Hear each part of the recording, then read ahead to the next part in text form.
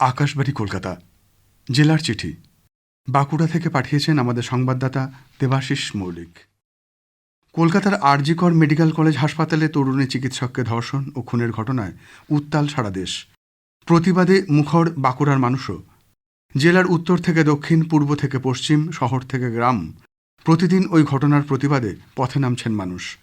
প্রতিটি মিছিল ও সমাবেশের একটাই সুর, উই ওয়ান্ট জাস্টিস, আর.জি. করের বিচার চাই।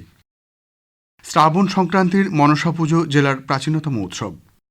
মনসা পুজো উপলক্ষে গ্রামের মনসা মন্দিরগুলি সেজে উঠেছিল রঙিন আলোকমালায়। নদী বা পুকুর থেকে শোভাযাত্রা সহকারে বারুতিরা বাড়ি বা ঘট এনে মহারাত্রিতেই করেন পূজা আরতি। রাঢ়বঙ্গের এই জেলায় অনেক পরিবারে মনসা পুজোর পর পান্নার দিন হাঁসের মাংস খাওয়ার প্রথা রয়েছে, কিন্তু যোগান কম থাকায় এবার বেশি দাম দিয়ে কিনতে হয়েছে হাঁস। জেলা জুড়ে চিরাচরিত ঐতিহ্য মেনে শ্রাবণ সংক্রান্তিতে পালিত হয় ঐতিহ্যবাহী রান্না পুজো ও মাখল পরব।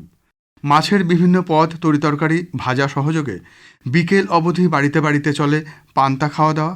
অনেক পরিবারে প্রথা মেনে মাখল পরবে রান্না হয় লুচি, তরকারি, পায়েসও। উৎসাহ ও উদ্দীপনার মধ্য দিয়ে জেলা জুড়ে পালিত হয়েছে ৭৮তম স্বাধীনতা দিবস।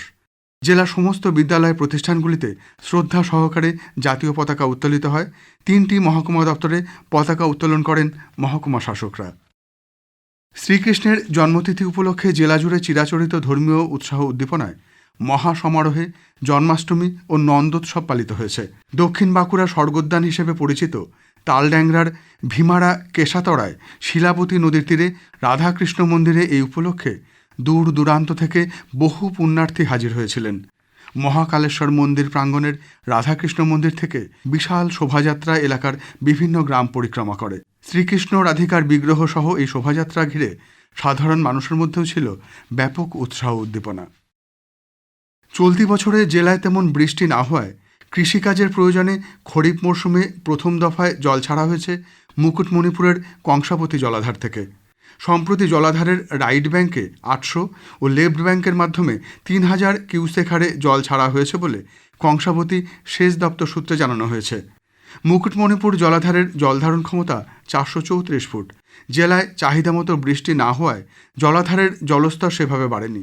জলাধার থেকে জল ছাড়ার পরই কংসাবতী নদী তীরবর্তী এলাকার মানুষকে সেচ দপ্তরের পক্ষ থেকে সতর্ক থাকার আবেদন জানানো হয়েছে। অন্যদিকে মরশুমে প্রথমবার জল ছাড়ার ফলে কৃষিকাজে সেচের সুবিধা হবে বলেই সংশ্লিষ্ট এলাকার চাষিরা জানিয়েছেন। জেলার আঞ্চলিক অর্থনীতির অন্যতম প্রধান উৎস কৃষিকাজ। প্রত্যক্ষ পরোক্ষভাবে কৃষিকাজের উপর নির্ভর করে জীবিকা নির্বাহ করেন এই জেলার একটা বড় অংশের মানুষ। তবে চলতি বছরে জেলায় পর্যাপ্ত বৃষ্টি না হওয়ায় বর্ষাকালীন ধান চাষে চরম সমস্যায় মানুষ। এই পরিস্থিতিতে তালড্যাংরা শিমলিপাল ব্লক এলাকার অনেক চাষি ধান রোপণের পরিবর্তে ধানের বীজ বুনেই চাষাবাদ করেছেন। জেলা জুড়ে প্রথা মেনে উদযাপিত হয় রাখিবন্ধন উৎসবও। ঘরে ঘরে তো বটেই, রাখিবন্ধন উৎসবে সামিল হন জেলার বিভিন্ন সামাজিক সংগঠনগুলি। খাতড়া, শিমলাপাল, ইঁদপুর, বিষ্ণুপুর, সোনামুখী, শালতোড়া সর্বত্রই বোনেরা ভাইয়ের হাতে রাখি পরিয়ে ভাইয়ের মঙ্গল কামনা করেন। আলেখ্য বাঁকুড়া টেগোর কালচারাল একাডেমির আয়োজনে বিশ্বকবি রবীন্দ্রনাথ ঠাকুরের তিরোধান দিবসের শ্রদ্ধাঞ্জলি অনুষ্ঠান পালিত হয় নিষ্ঠাভরে। বেদ মন্ত্রোচ্চারণের মধ্য দিয়ে অনুষ্ঠানের সূচনা হয়। প্রতাপবাগান সুকুমার উদ্যানের ছাতিমতলায় রবীন্দ্রনাথের আবক্ষ মূর্তিতে মাল্যদান ও পুষ্পার্ঘ্য নিবেদন করেন সংস্থার সভাপতি, সম্পাদক ও সদস্যরা। পরে জেলার প্রাচীনতম বঙ্গবিদ্যালয়ের প্রেক্ষাগৃহে গানে, কথায়, কবিতায় কবিকে শ্রদ্ধা জানানো হয়। সম্প্রতি মৎস্যজীবীদের জালে এক বিশাল আকার পাইথন উদ্ধারে চাঞ্চল্য ছড়ায় রানীবাঁধের অম্বিকানগরে। স্থানীয়রা জানান, অম্বিকানগরের পুরাতন রাজবাড়ির পেছনে কুমারী নদীতে মাছ ধরার জন্য জাল পেতেছিলেন স্থানীয় মৎস্যজীবীরা। জাল তোলার সময় ওই বিশাল আকার পাইথনটি তারা দেখতে পান। পরে বিষয়টি স্থানীয় বন দপ্তরে জানানো হলে কর্মীরা পাইথনটিকে উদ্ধার করে নিয়ে যান। জেলার চিঠি শেষ হলো।